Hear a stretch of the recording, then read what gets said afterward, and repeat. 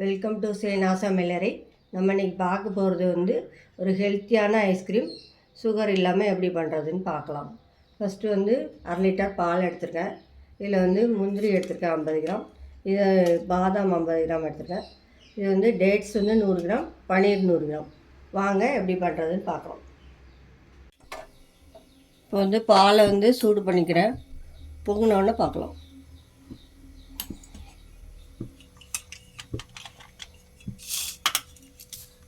இப்போ பால் பொங்க ஆரம்பிச்சிருச்சு. ஆஃப் பண்ணிக்கலாம். இந்த பாலை இந்த நட்ஸோடு சேர்த்து ஊற வைக்கணும்.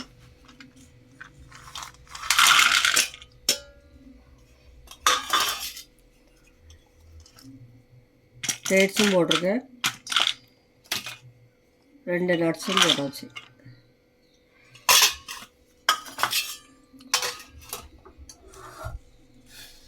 சுடுத பாலை இதில் ஊற்றுறேன். ஒரு 10 நிமிஷம் ஊறட்டும்.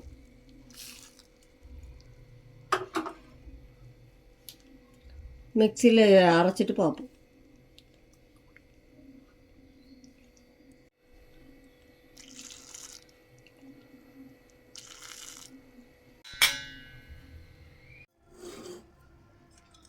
இப்போ இது மிக்சியில் போட்டு அரைக்க போகிறேன்.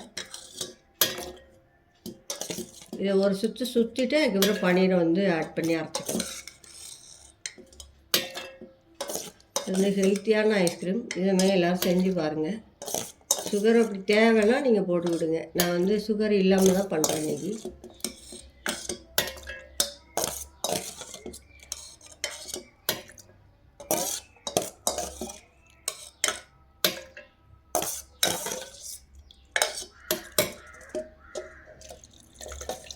பால் அதுமாரி வேணும்னா ஆட் பண்ணிக்கலாம்.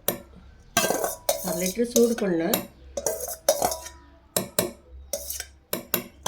நல்லா இது பண்ணிவிட்டு மேஷ் பண்ணிவிட்டு இதில் ஆட் பண்ணிக்கலாம்.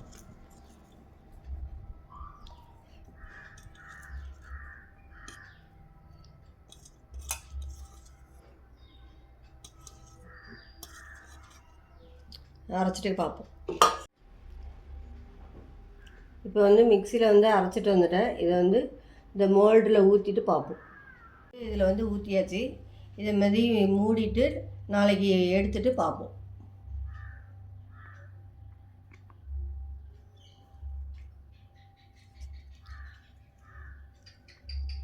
இது சுகர் இல்லாத ஹெல்த்தியான ஐஸ்கிரீம். இது மாதிரி எல்லோரும் செஞ்சு பாருங்கள்.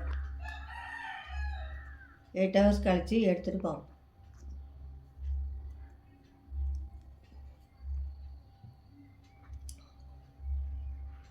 அது பால் 1/2 லிட்டரில் இதில் கொஞ்சம் தான் மீதி இருக்குது. எல்லாத்தையும் ஊற்றி அரைச்சிட்டேன்.